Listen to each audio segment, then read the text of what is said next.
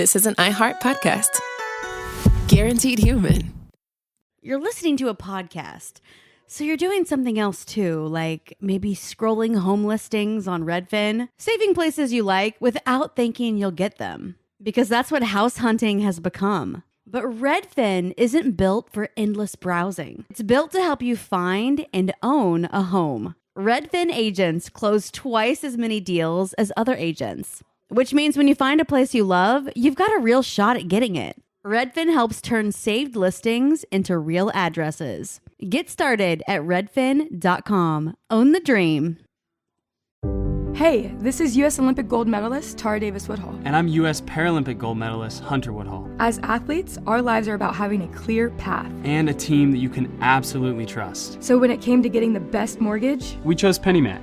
PennyMac is proud to be the official mortgage provider of Team USA and you. Learn more at pennymac.com. PennyMac Loan Services, LLC, Equal Housing Lender, NMLS ID 35953. Licensed by the Department of Financial Protection and Innovation under the California Residential Mortgage Lending Act. Conditions and restrictions may apply. Thank you for calling the Bombas Comfort Line. Bombas make socks, slippers, tees, and underwear made with the highest quality materials. Press 1 for comfort, 2 for style, 3 for donation. You chose style. Bombas has styles for whatever you enjoy. You can run in Bombas, lounge in Bombas, dress them up, dress them down, but always give back in Bombas. Because with every item purchased, another is donated. Bombas, comfort worth calling for. Go to bombas.com/audio and use code AUDIO for 20% off your first purchase. That's BOMBAS.com and use code AUDIO. Support for the show comes from Public, the investing platform for those who take it seriously. On Public, you can build a multi-asset portfolio of stocks, bonds, options, crypto, and now generated assets, which allow you to turn any idea into an investable index with AI. It all starts with your prompt. From renewable energy companies with high free cash flow to semiconductor suppliers growing revenue over 20% year over year. You can literally type any prompt and put the AI to work. It screens thousands of stocks, builds a one-of-a-kind index, and lets you backtest it against the S&P 500. Then you can invest in a few clicks. Generated assets are like ETFs with infinite possibilities, completely customizable and based on your thesis, not someone else's. Go to public.com/podcast and earn an uncapped 1% bonus when you transfer your portfolio. That's public.com/podcast. Paid for by Public Investing. Brokerage services by Open to the Public Investing Inc. Member FINRA and SIPC. Advisory services by Public Advisors LLC, SEC registered advisor. Generated assets is an interactive analysis tool. Output is for informational purposes only and is not an investment recommendation or advice. Complete disclosures available at public.com/disclosures.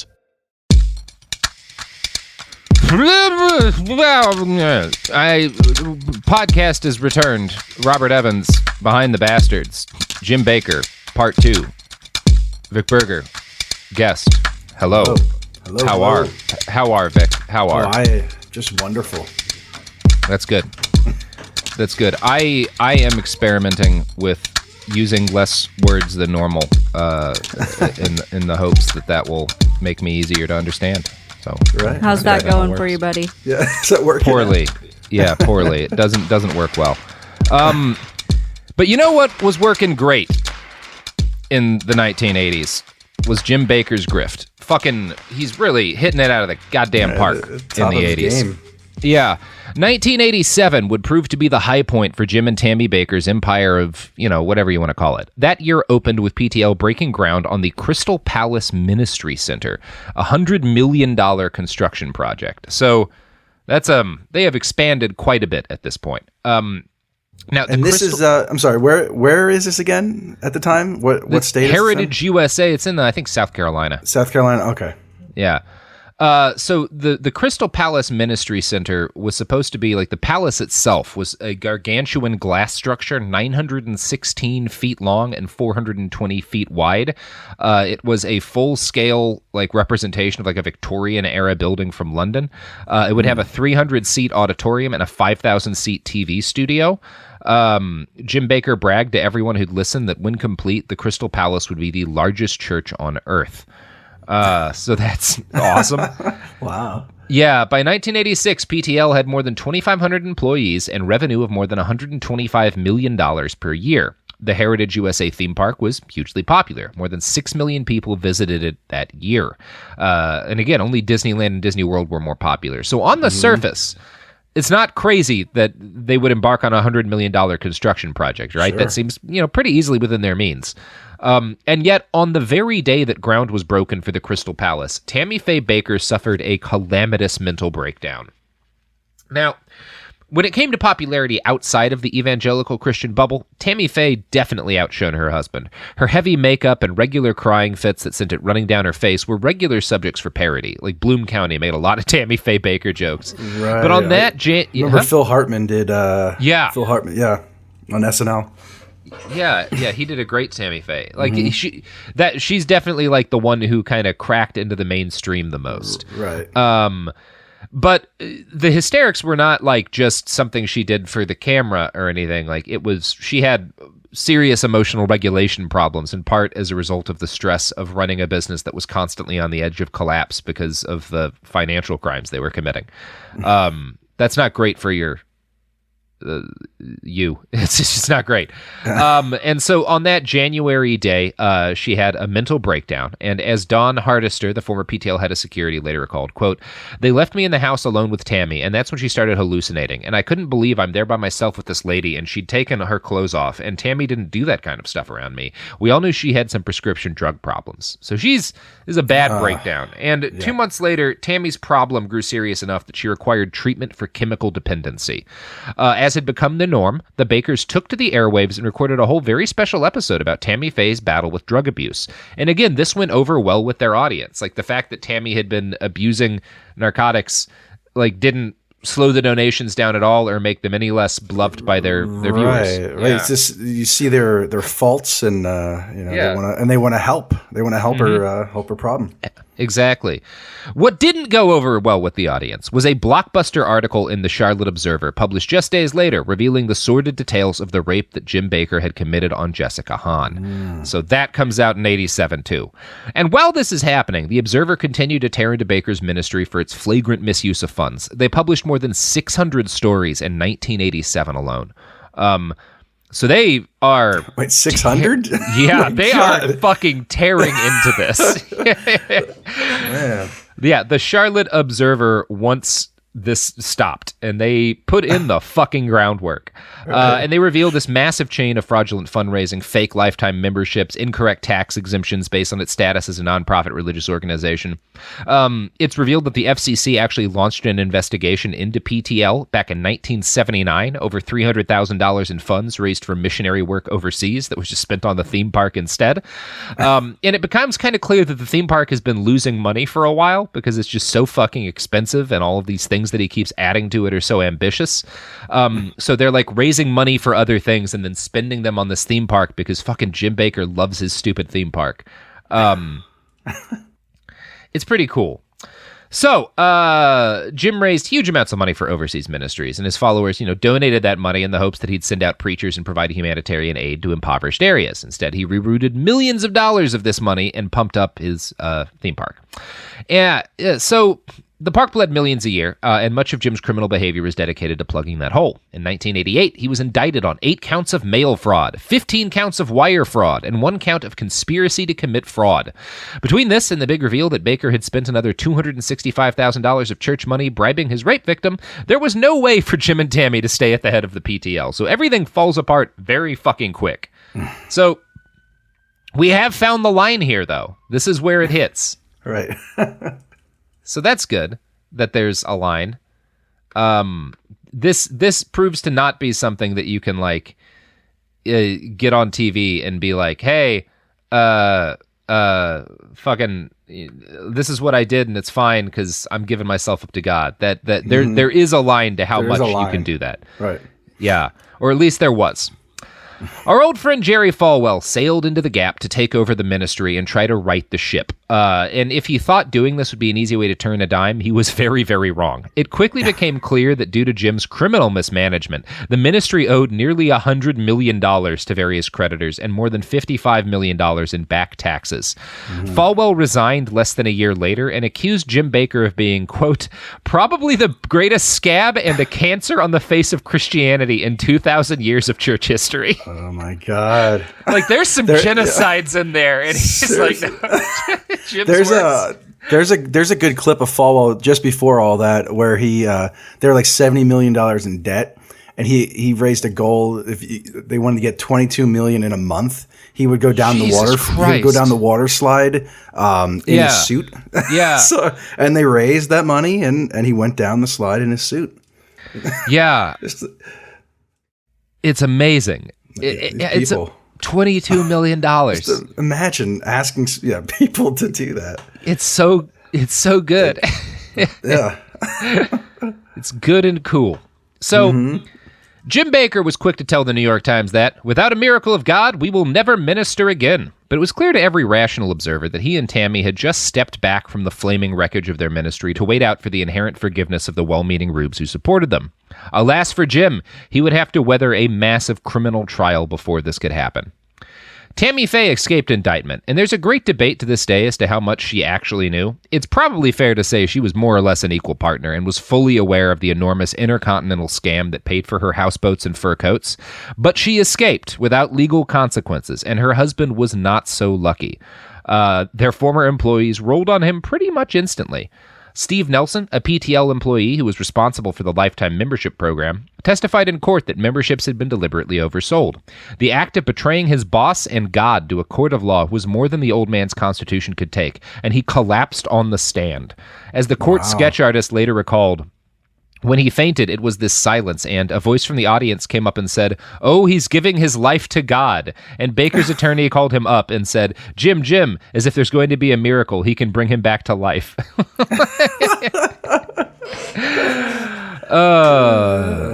Sounds like a fun court case. A real good time. Nelson was not dead, though, and as the trial continued, Jim Bakker had a complete mental breakdown himself the very next day. He began hallucinating that the reporters outside the courtroom were insects. His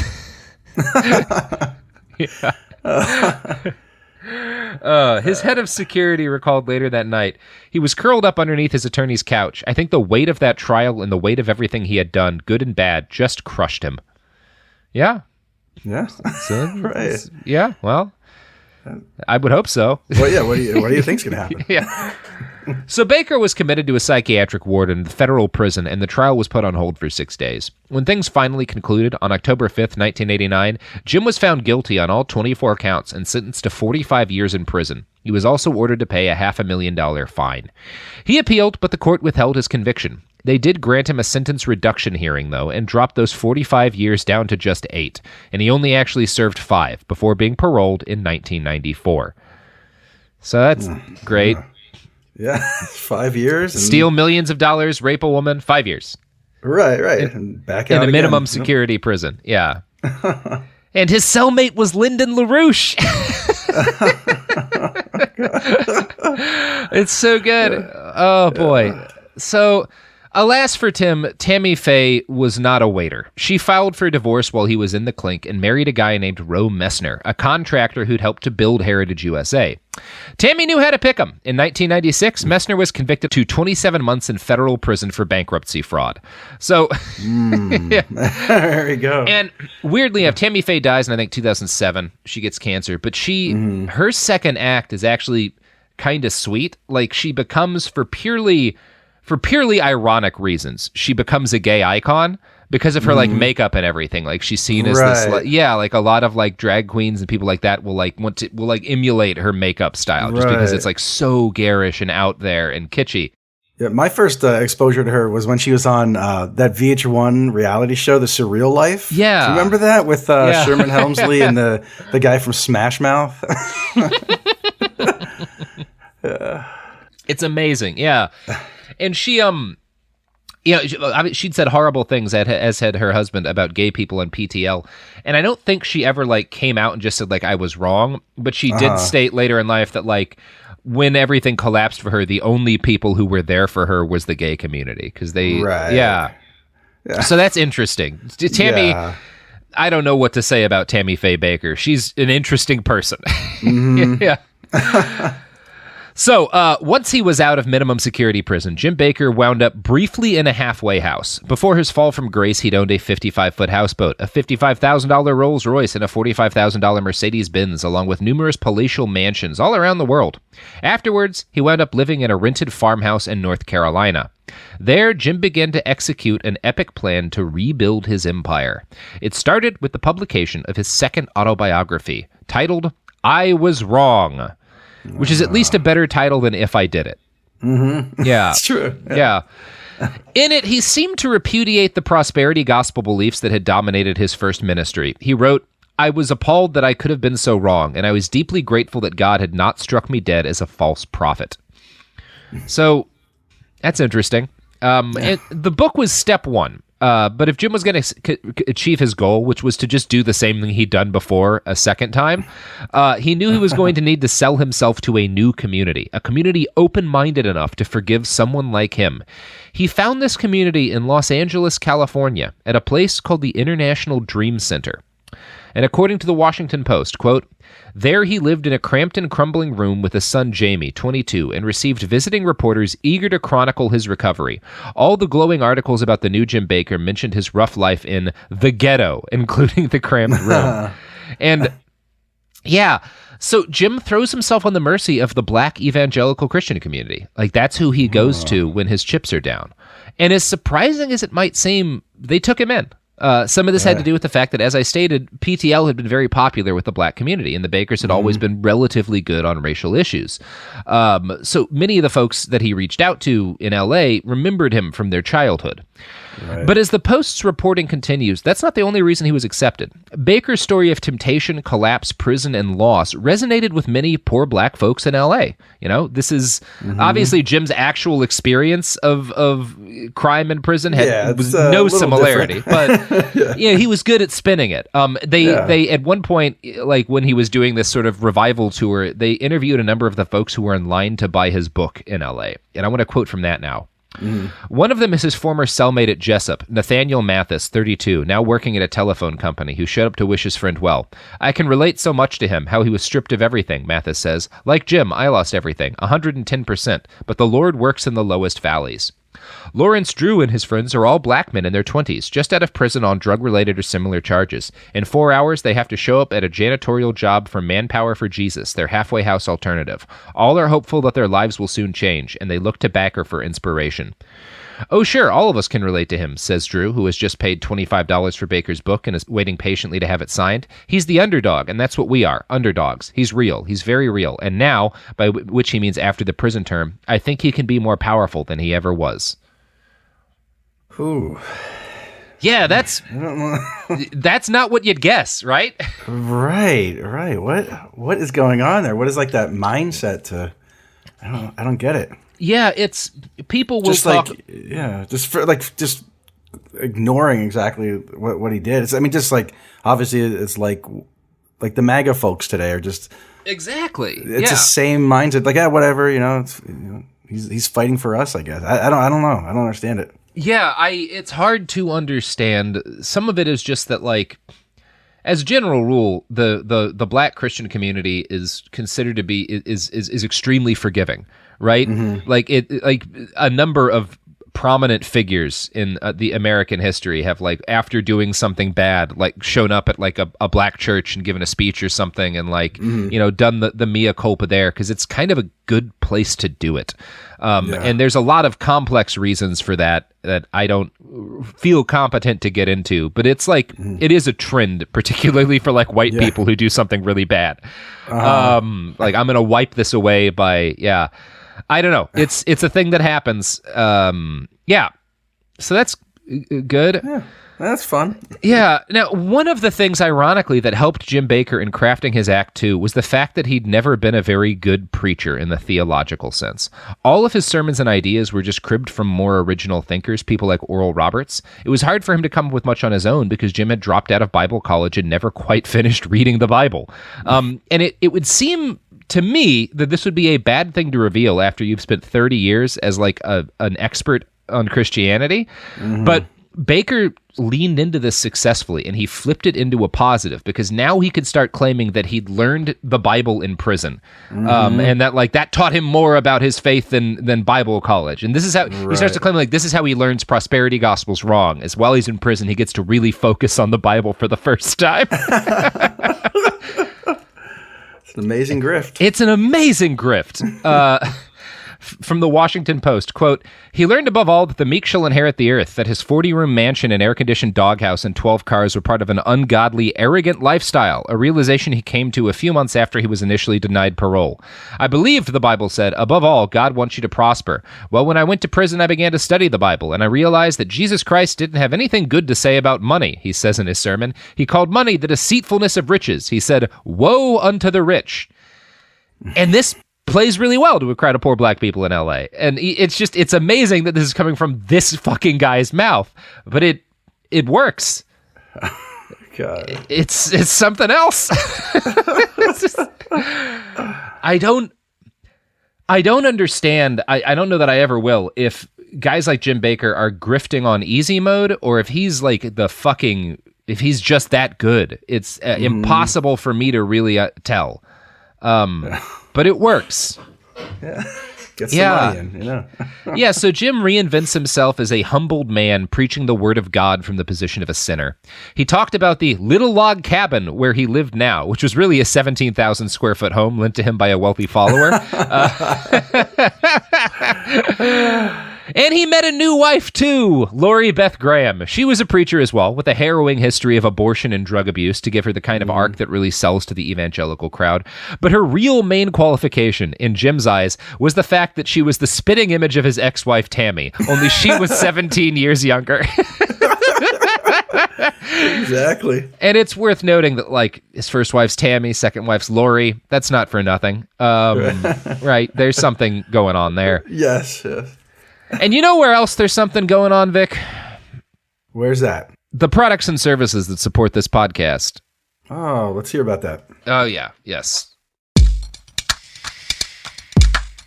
You've never been one to settle. Stand down or stand still. You're a lifelong learner, energized by excellence. There's a fire inside you can't ignore. You've got competition to outrun, momentum to build on, and your own high standards to meet. Stop now? Not a chance. At Capella University, we help you catch what you're chasing because you've always had the drive. Now, go earn the degree. Capella University. What can't you do? Visit capella.edu to learn more. Hi, I'm Cindy Crawford, and I'm the founder of Meaningful Beauty. Well, I don't know about you, but I never liked being told, oh, wow, you look so good for your age. Why even bother saying that? Why don't you just say you look great at any age, every age? That's what Meaningful Beauty is all about. We create products that make you feel confident in your skin at the age you are now. Meaningful Beauty. Beautiful skin at every age. Learn more at meaningfulbeauty.com.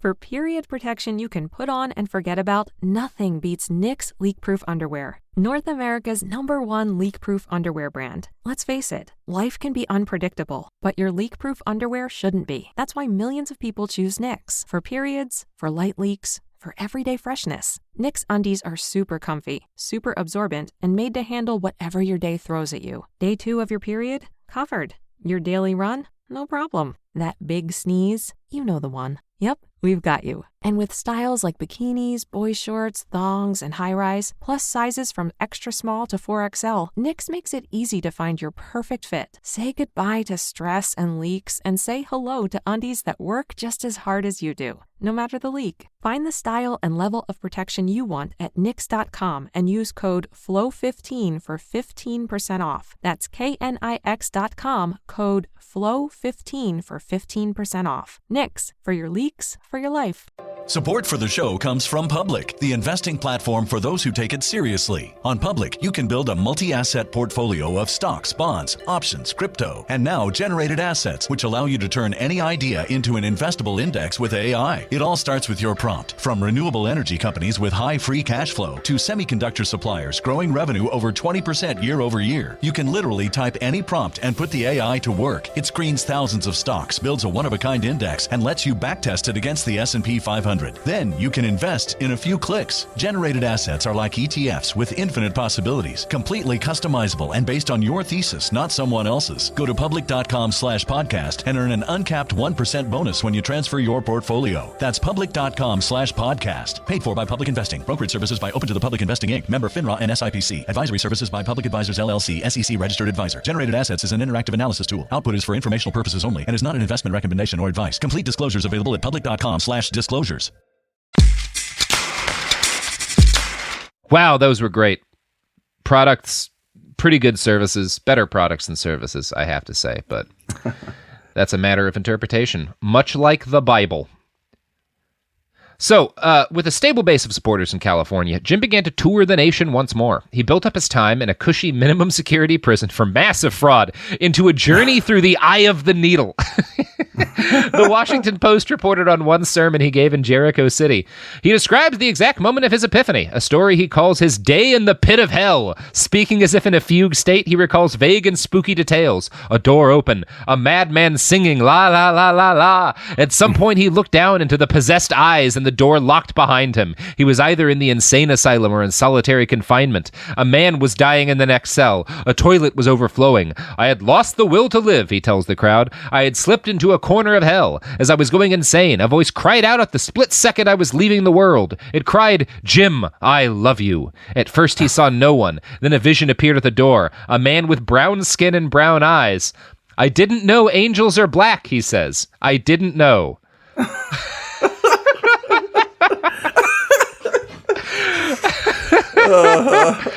That's his first thought. Not that there's an angel there, but the color of its skin. Oh, they're black. Yeah. Oh, wow.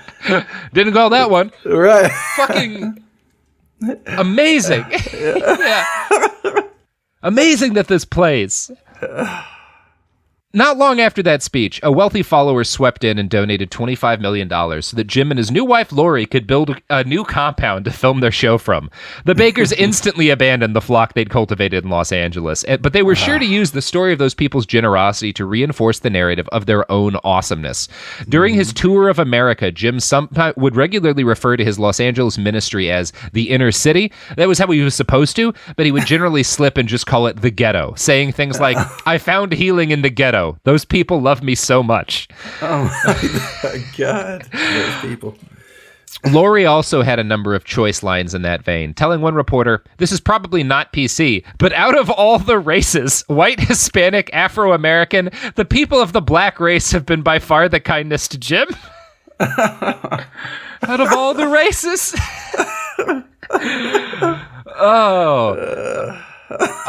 A tip from me is, if you're starting a sentence with out of all the races, stop the sentence. Right. Stop the sentence. Whatever you're saying, don't. Oh, Jesus Christ. Unreal. Mm-hmm. In 2003, the Bakkers moved back to the South. A wealthy supporter from Missouri, who claimed Jim had saved his marriage, paid for them to get up and running in the Studio City Cafe in Branson. I love Branson, by the way. It's the city where this happens, and yeah, Branson is like it is like for this group of people, like Las Vegas, and like Las Vegas, like LA's filled with all these like stars who are past their prime, and so they get like that's what Jim like Bakker's Pat doing. Boone. Yeah, exactly. He's doing his like show in Branson. And so like they do that for a few years, and eventually their backer uses his millions to construct a new compound for them called Morningside, which is basically the same as their old compound, but somewhat more modest. It is not as big and grand, but it includes like a fake Main Street USA, and like basically like it's basically like a weird fake, like that chunk of Disney World that Jim Bakker creates for himself with his recording studio. Right. It's probably not as cool. Not nearly as cool. There's probably no churros. No churros. No, definitely not churros. So they move in there at 2008, and they've been there ever since. And it's worth noting that this millionaire backer, Jerry Crawford, actually owns most of the property at Morningside, presumably because Jim Bakker can't really own property anymore because he still owes millions of dollars in back taxes. So there's like some sketchy shit. Given his felon status, it's also unlikely that Jim Bakker could have convinced the IRS to grant tax-exempt status to another one of his organizations. That is Probably not going to happen a second time around, right? Fool me once, shame on me. Fool me twice, I'm not going to make you tax exempt again. This is probably why he had to discard all of the prosperity gospel nonsense from his first rise to power. He can't ask people to blindly send him money anymore, or at least not the same way. Now, I'm not an expert in taxes, but I do know that generally money you receive as a gift is treated very differently from money that you receive in the sale of a product. You don't normally need to pay taxes on a gift, right? Like that's kind of a basic rule. Now, stick with me, Vic, because this is where the grift gets really complicated. This is the pivot that he makes, and it's objectively brilliant. So the main theological shift that Jim Bakker undergoes during his prison metamorphosis is to drop the prosperity gospel bullshit and pick up apocalyptic rapture bullshit. And it's the kind of arc that makes narrative sense so people don't question it. Like I thought that it was all about money and all about like bringing that in, but then I realized that like it's all about God and he's coming back and the world is ending, so wealth doesn't even matter anymore because he can't promise people to make them rich by donating money to him anymore. So why would you focus on wealth? So the question then is, though, why does he start focusing on the apocalypse? What is the grift in the apocalypse? Well, obsessing over the apocalypse allows Jim Bakker to hawk an endless line of survival equipment, primarily Bakker buckets, which are dried food storage buckets for preppers. And we'll talk more about those in a minute. Now, selling a shitload of survival equipment would normally mean you have to hand over a lot of that money to the state in taxes, right? Like that's how a business works. But this is not a business. See, if you know Jim Bakker, you know that the last motherfucking thing he's ever going to do is pay a goddamn dime in taxes. So he works out a way to not do that. And here's how BuzzFeed describes the grift. In Morningside lingo, these traded supplies or offerings are called love gifts. Technically, the ministry isn't selling these items. Instead, the organization's business model requires that the ministry function on donations, and those donations are a lot easier to get if people get something in return, be it a mug or be it a bucket of food for the apocalypse. So there's no purchasing happening. Wow, a gift to the ministry. It's awesome. Yeah. That is such a good grift. Unreal. And this is where you really see Jim elevate in my mind to like the ranks of truly great grifters. Because before, I feel like he's on easy mode. Like there's no artifice in just saying, give me money, it'll make you rich. This is a legitimately brilliant grift. And he's one that can like adapt so easily. Yeah. And then just like find out what the next path is, And he's been doing this since 2008. Yeah. So Barack Obama was a huge boon to his business. He claimed almost immediately that Barack Obama was probably the Antichrist, and the end was nigh. And you might think that his boy Trump getting elected would have actually done some damage to his bottom line, because he really supported Donald Trump, but he was able to flip almost immediately into freaking out about a black president to freaking out about all the different natural disasters that were going to battering the U.S. And then also saying that if you're against Trump, that's God wanted Trump in there, then you're for the devil. You're saying the devil appointed him. Yeah. It's so good. It's just awesome. So. In 2015, NPR did a deep dive into his survival buckets, which the prepper community tends to refer to as Bakker buckets. And they are not well regarded amongst the kinds of people who keep a lot of survival food in their houses. They're not considered good. Like sawdust. Yeah, you've done so many videos that are just focused deep pans on these fucking buckets. Like normal survival food, you'll pour out a little freeze-dried packet of what is basically and you'll pour in water and you'll stir it together. It's look, you got mac and cheese or whatever, right? Bakker fills up a 20-gallon bucket. Massive tubs of this dried cheese, cheesy broccoli soup. They'll just be slowly stirring this mash of what looks and has to smell like vomit, and it's just they'll stay. He'll fill his ladle and just eat right from the ladle. It's horrifying. What kind of church is this? What is this? Yeah. What is going on? Yeah, the Jim Bakker's ads, we'll play some audio from one of them later. His ads for food buckets are, I find them existentially horrifying. Yeah, they are. There's always a clock ticking down. Yeah. It's unlike anything else I've ever seen. But I want to read first, before we drop into one of those videos, I want to read first from a 2015 NPR deep dive on his survival buckets. Quote, Among the freeze-dried products available on his website is a 50-day survival food sampler bucket containing 154 meals. It will cost you $135, but the idea is you'll be prepared when food shortages hit. Imagine the world is dying and you're having a breakfast for kings, the ad for food provides. We got our hands on a version of this bucket, which contains a variety of hearty dishes, including buttermilk pancakes, vegetable chicken soup, creamy stroganoff, black bean burgers, fettuccine alfredo, and mashed potatoes. In October, 3 hour-long segments were devoted to Bakker's assertion that we are the generation that will experience rapture. Followers must be prepared to survive and continue preaching the gospel, he says. And why not, as Bakker urges, buy food today so that you can have parties when the world's coming apart. Save for the pudding, the dishes were extremely salty and had odd, lingering aftertastes. We couldn't agree on which was worse, the thick potato soup that felt like eating wet cement, the strong chemical overtones of the chocolate pudding, or the disturbing radioactive orange of the macaroni and cheese.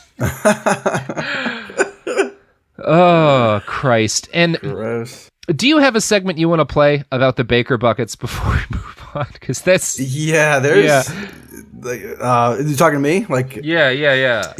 There's like the cheesy broccoli rice is just so like offensive to watch, and it's horrible to hear the plops of the broccoli dropping into the soup. Yeah, it's just like this bright yellow, like neon yellow. Orange. You should not.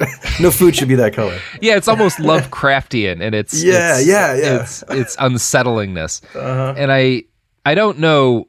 Yeah, you can't see them, so it's hard to... Oh, my God. Okay, look at this. Look at this. Boy, would I love to put my hands in there, but it's hot. This is... The cheesy broccoli rice. Look at the broccoli in there. Oh. Wow. Look at the broccoli. That's good. Why wouldn't you want that on the top of a pizza? If I went grocery out, I would eat right out of this shovel. Wow. Let's dump this in with the rice. There it goes. We're dumping 22 gallons into the rice. There it goes. Wow. Into the rice. Now I have 44 gallons. What if you have to survive for 2 years or 3 years? You're going to need some more food. But, oh my.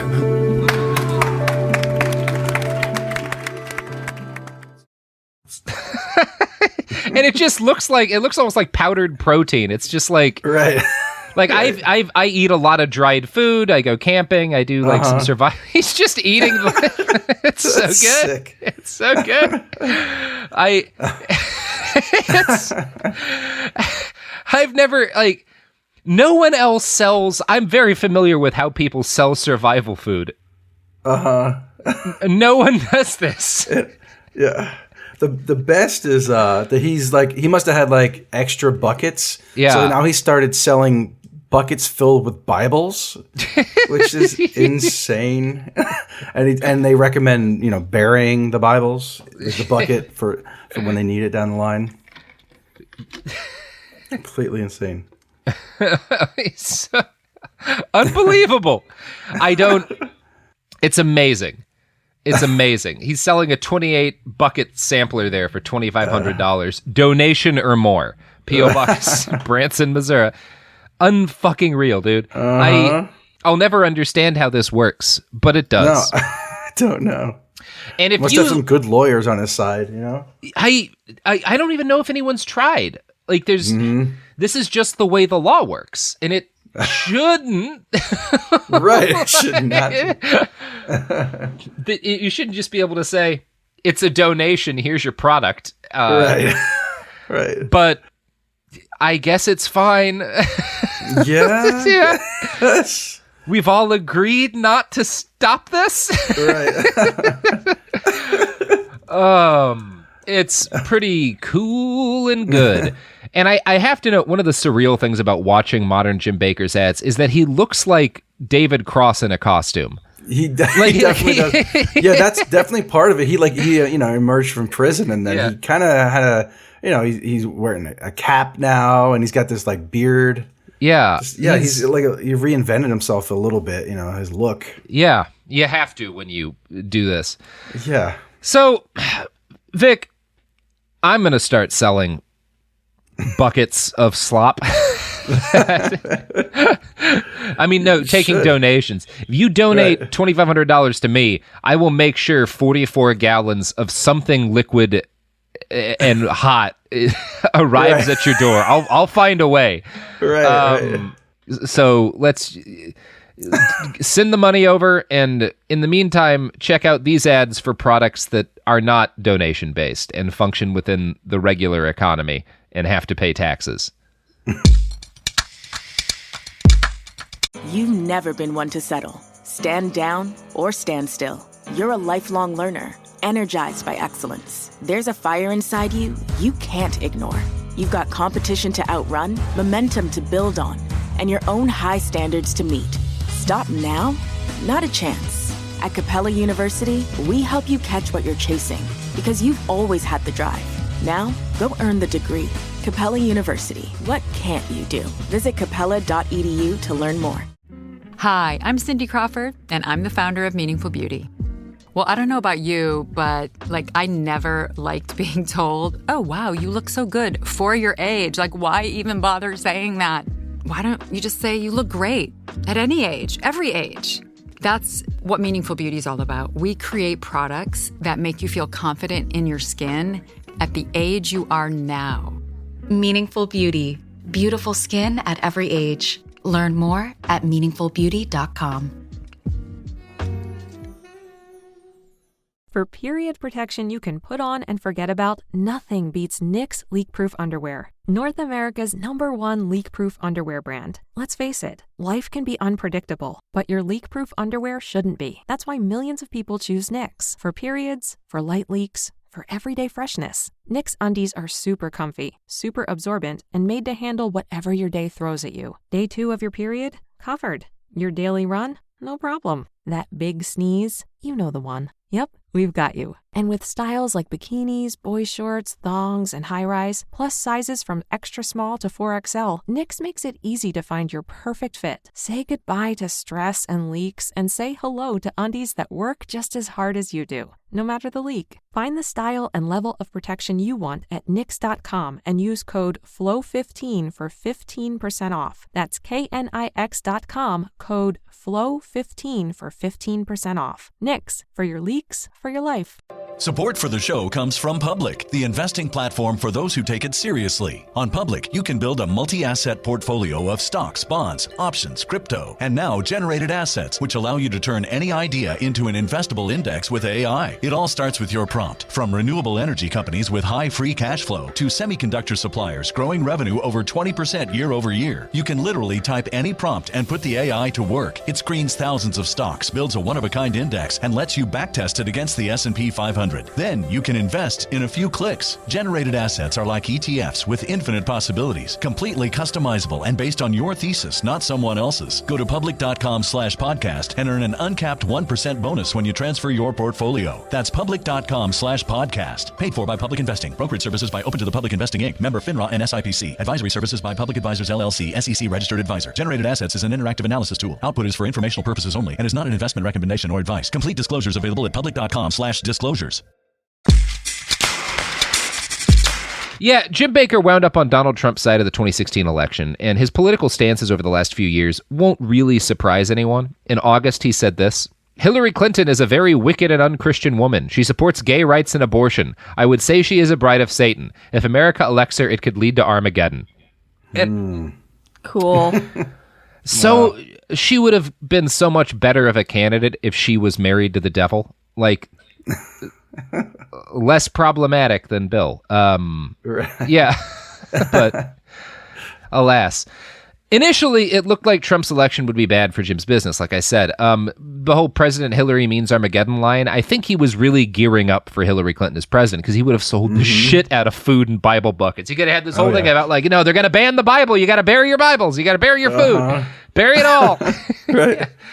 Now, yeah, the best is his live feed of when the results are coming in. They're just preparing for Trump to lose and to start their grift again. And the same thing with Alex Jones. Yeah, they had to think on their feet quick. How do we get through this now? How do we get through this now? And it was disastrous for Alex Jones in the end.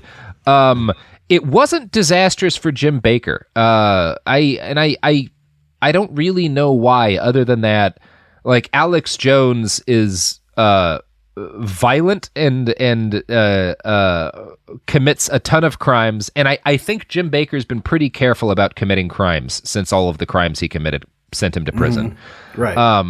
I guess that's just it. And at kind of the end of this here, I'm left trying to wonder what Jim's followers see in him. Like, when you find, and I think most people find these videos from his show so profoundly unsettling that you've spent dozens of hours of your life editing them into the horror shows that they really are, to try to like highlight that. Because I'm gonna guess, can you tell me about the first time you ever came across one of these videos, like what it was like realizing this was all going on? There had to be a time before you knew Jim Bakker was doing this. Yeah, I mean, I thought I came across the Bakker bucket, like when he was making the cheesy broccoli rice and the massive tubs. My friend Tim Heidecker found it. He said, "You got to do something with this," because it seems like it's like a skit or something. It just doesn't seem real, and like I don't know what's up with the people that I don't know how anybody can just watch that and not like be offended. Like, wow, like why is this happening? Why would you give this guy any money? But I think it's a lot of, because he still has a lot of older people that grew up with him in the 70s and 80s, and he's this cultural icon in a way.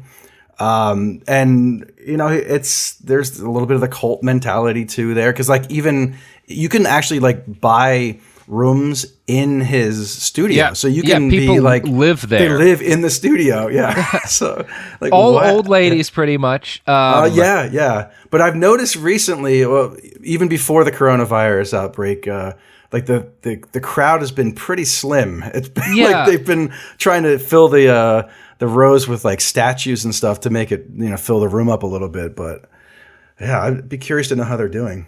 Yeah, they're it's interesting. They're so this is like, you do have to say it's his current digs are much less ambitious than his original ones, and like I think his studio has about a 60 seat audience.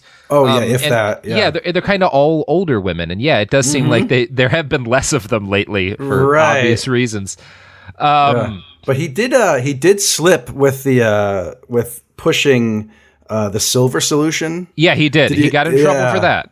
He's being sued by like the Missouri AG, I think. Yeah, I think New York too. Like, so and New York, we'll see what kind of damage that does. It's interesting because I think he kind of backed off on the silver stuff once he got sued. I may be a little wrong on that, but I know. Oh yeah, I know Alex did not. Alex Jones has just been like, I think he's just kind of being like, fuck it, let's see what they do. Yeah, what are you gonna do? Yeah. Come and get me. And like, Jim Bakker's whole life is a testament to the fact that like they don't do that much.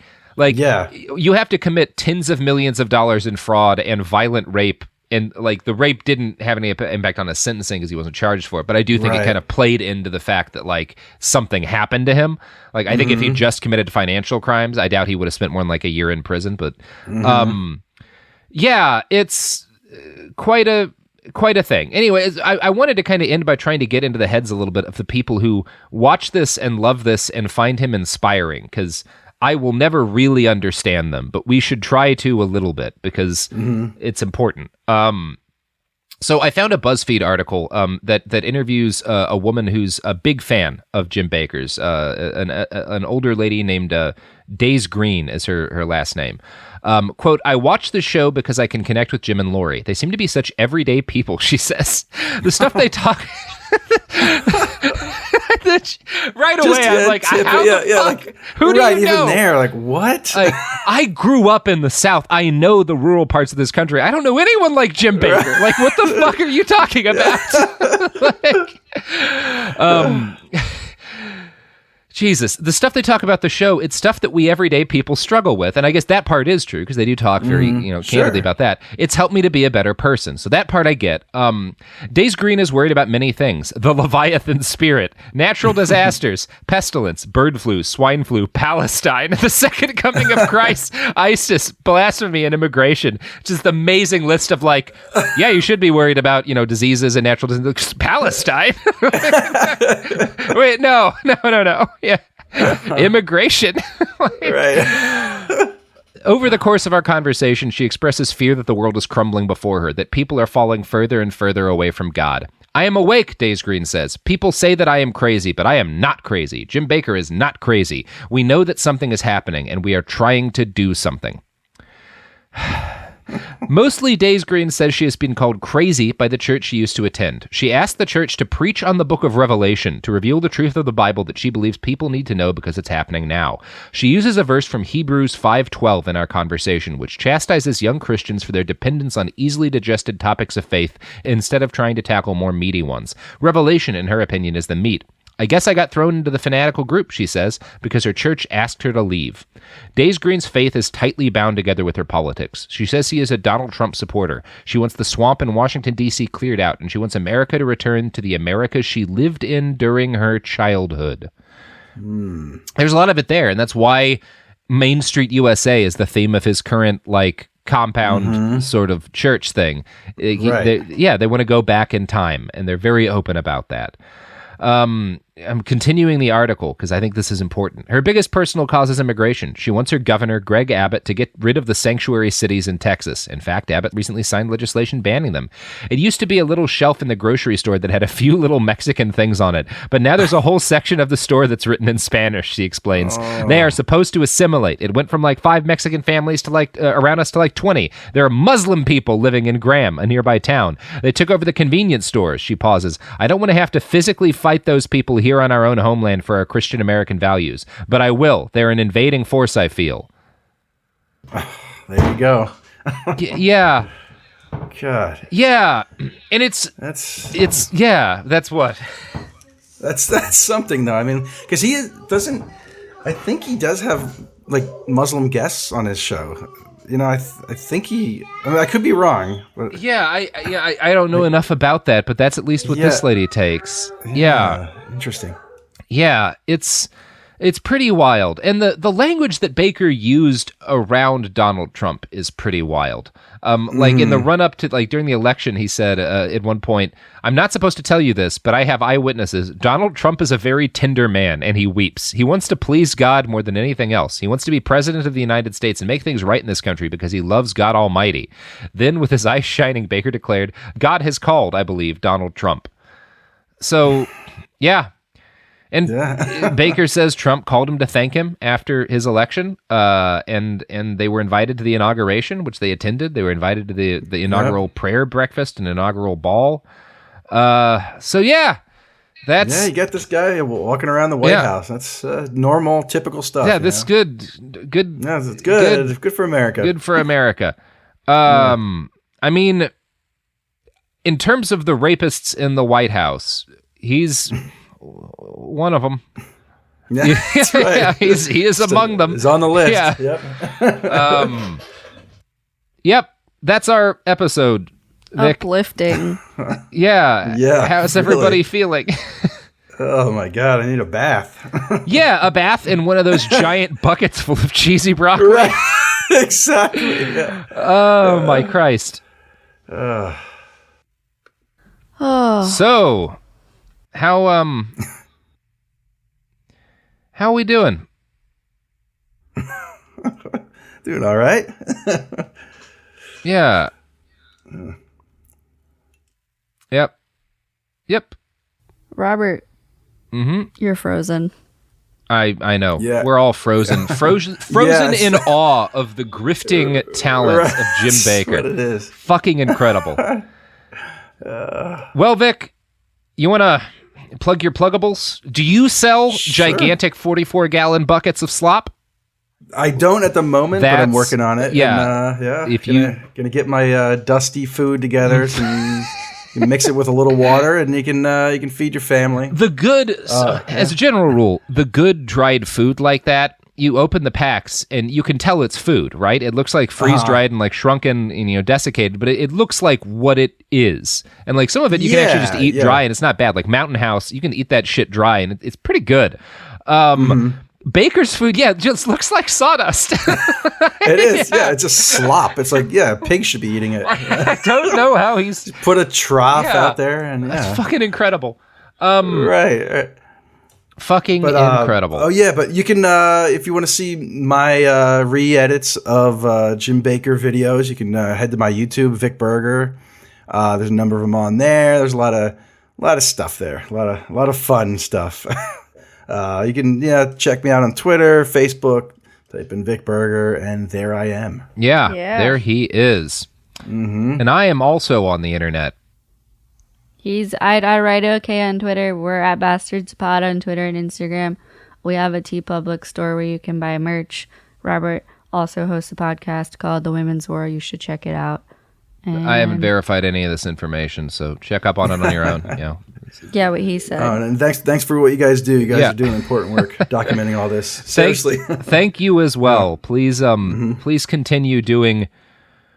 I don't really know how to describe what you do, but it's important. It's important documentation. I consider it a form of journalism, Vic, and I'll tell you why. Oh, wow. It's because the baseline reality of these videos doesn't do enough to convey emotionally what happens to a human being who watches them in the time in which they're concurrent. And I think what you do provides that by setting the tone. That is important. Thank you. Yeah, because Jim is like, he's doing 5-6 hours a week. He's like, these shows are long, and so I try to whittle it down to the most horrifying moments. Yeah, it's pretty cool and good. So, awesome. We're all gonna go wash our hands, cry, pray, maybe, I don't know. Pray about crying, cry about prayer. It's gonna be good. All right. Well, thanks for having me on, guys. Thanks for being on, Vic.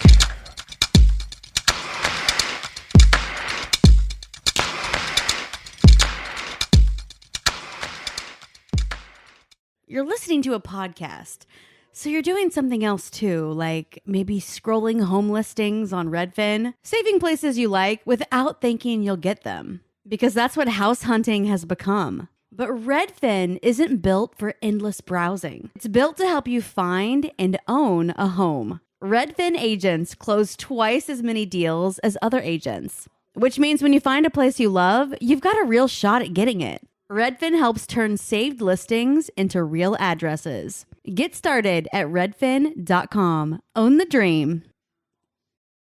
A BetterHelp ad. We get it. February is full of flowers, candy, and, of course, lots of talk about relationships. It can feel like everyone else has it all together in their love lives. But the truth is, we're all still figuring it out. Whether you're working on your marriage, navigating the dating apps, or prioritizing staying single, no matter where you are, you're right on time. Therapy can help you find your way and take some of the pressure off yourself so you can determine what you want, what feels heavy, and how you can feel lighter. Just a little bit of outside perspective from a professional can lead to new understanding and a lot of progress. So the next time you're feeling iffy about your love life, try therapy with BetterHelp and see where it takes you. And remember, you're right on time. Visit BetterHelp.com for 10% off. That's BetterHelp.com. This is Jacob Goldstein from What's Your Problem? When you buy business software from lots of vendors, the costs add up and it gets complicated and confusing. Odoo solves this. It's a single company that sells a suite of enterprise apps that handles everything from accounting to inventory to sales. Odoo is all connected on a single platform in a simple and affordable way. You can save money without missing out on the features you need. Check out Odoo at odoo.com. That's odoo.com. Time for a sofa upgrade? Introducing Anabay Sofas, where designer style meets budget-friendly prices. Anabay brings you the ultimate in furniture innovation with a modular design that allows you to rearrange your space effortlessly. Perfect for both small and large spaces, Anabay is the only machine-washable sofa inside and out. Say goodbye to stains and messes with liquid and stain-resistant fabrics that make cleaning easy. Liquids simply slide right off. Designed for custom comfort, our high-resilience foam lets you choose between a sink-in feel or a supportive memory foam blend. Plus, our pet-friendly, stain-resistant fabrics ensure your sofa stays beautiful for years. Don't compromise quality for price. Visit WashableSofas.com to upgrade your living space today. Sofas start at just $699 with no risk returns and a 30-day money-back guarantee. Get up to 60% off plus free shipping and free returns. Shop now at WashableSofas.com. Offers are subject to change and certain restrictions may apply. This is an iHeart podcast. Guaranteed Human.